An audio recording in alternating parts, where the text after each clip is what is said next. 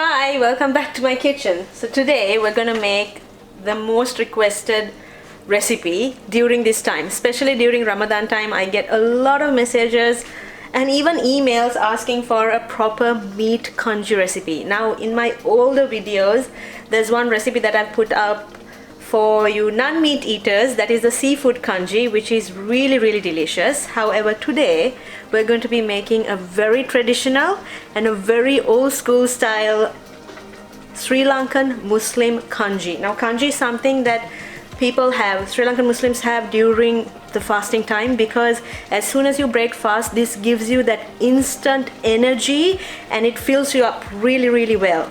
There's so many variations of this recipe and many people have many different interpretations of this. However, my recipe is a very traditional recipe, and let's get into making it.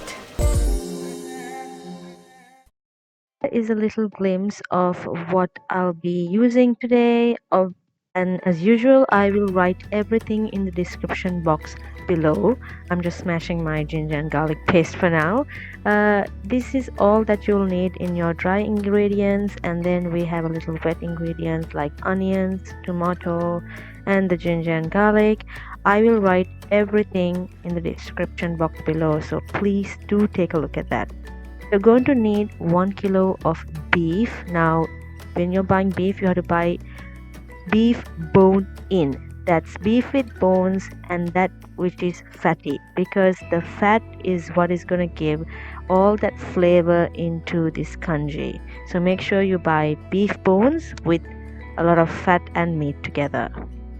First you're going to wash your meat, and then you're going to salt your meat and add a little turmeric and wash it off. When you buy beef bones, there is a kind of funny smell that comes with it. So when you wash your meat with salt and turmeric, that smell usually goes away. You can use any type of rice for this kanji. I'm using Jeerakashala rice. And then we're going to use 1/4 teaspoon of fenugreek seed. Add it into your dry rice and wash it well. We're going to be making the basic white kanji in the rice cooker, so put it in the machine, add a few pods of garlic, 1 stick of cinnamon, ample salt to taste, and enough water. You're going to add extra water because we need the porridge to be watery. So for 1 cup of rice, 2.5 cups of water, put it to cook and let it be. Then we're going to be adding 1 to 1.5 tablespoons of ghee into a hot pan, and you're going to be frying in your ginger and garlic that you've been crushing. And then you're going to be adding your onions, and once the onions are turning pink, you're going to be adding your dry spices as in a few pods of cardamom, 3 cloves, 1 bay leaf, and a pinch of cumin seeds. All of the ingredients is listed below in the description box, so you can look at that. Now let it fry and put salt in it, and ample salt because you have to salt your onions. And now to my favorite part, 2 tablespoons of Sri Lankan unroasted curry powder. I know guys, I love cooking with curry powder. I think you guys must have already noticed that. Now it's time to add the meat. So add your meat and nicely saute it and let all that spices get into the meat. They're gonna fry the meat in this mixture just for a little bit, maybe about 5 minutes, and you have to add 1 tablespoon or 1.5 tablespoons of red chili powder as well. This is important for a spicy kanji, but you can skip it. Then you're going to mix it, close the lid and let it sweat all the juices out. After it's sweating all the juices out, you're going to transfer this meat into the pressure cooker. Yes, you need a pressure cooker, or you'll be boiling this meat overnight. Trust me, because we need this meat nice and soft and luscious. So get ready with your pressure cooker because it's much easier. So we're going to be covering the meat completely with water, and we're going to let the pressure cooker take its course, and it's going to take about 5 to 6 whistles because my meat is already tender, but it depends on the meat that you buy. If it's tough, it's going to take longer to cook. but about 5 to 6 whistles should do. I'm adding a little hot water into the pan that we cook the meat in just to get all that residue out and put all the good juices into the meat pot, and then add more water, cover the meat completely, and then we're gonna add our chopped tomatoes. 2 medium-sized tomatoes chopped should do.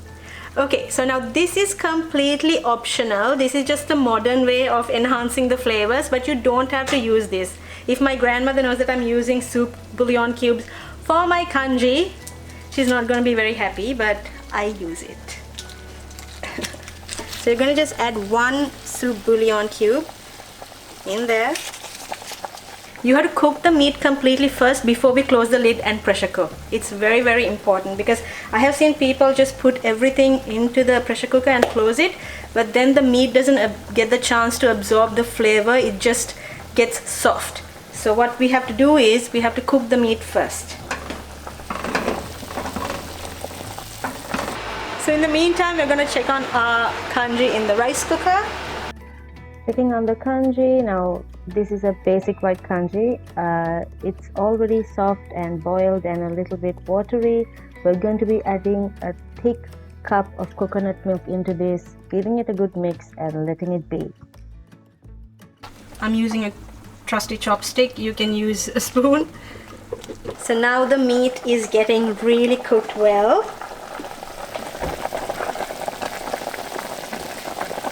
It has to be the consistency of a soup with the meat well cooked. Now it's time to do the deed, and we're gonna let that whistle or pressure cook for at least about 5 to 6 whistles, I would say, but that's because my meat is already tender. Depends on the meat that you buy. If you're using chicken, you have to be mindful, so you have to check it after about 3 or 4 whistles, because you don't want it to melt, you just want it to shred. Just keep that in mind. You're going to let all the steam out before you open the lid, and once you do, you're going to get a beautiful aroma, and oh my god, look at this. All the oils have come out. It's looking really, really gorgeous, and all the meat is just shredding and melting, and it's just fantastic. Look at how soft it is, and it's beautifully and easily shredding. So what you're going to do is you're going to shred out all the meat in the pot itself.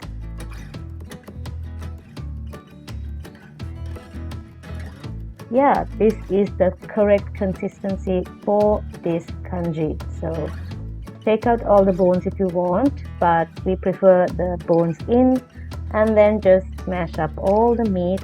So this is your basic white kanji. Now you can like add more milk or water to it and make it a little bit watery. However, I have made it thick. Mainly because I have left a lot of broth in the beef. So you're gonna add your kanji and then give it a really, really good mix. Now I know for people who have not eaten kanji or even seen it, this is not gonna be looking really appealing. But I assure you, the taste of this kanji makes you forget how it looks.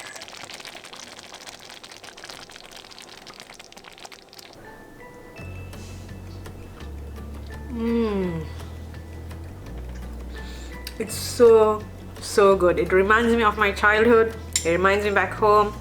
It reminds me of family gatherings. Just rich, luxurious, and just so heartwarming to have this. This kanji is absolutely rich and luscious and fatty, so make sure that you have it in small quantities, because it will make you feel really heavy. And for people who don't know about this kanji and who have not seen it before, might find it unappealing to look at, but believe me, it tastes just luxurious and so good. So do give this recipe a try and let me know what you guys think. Let me know what you guys want to see on here on this channel, and see you on my next episode on the Minority Taste. Bye.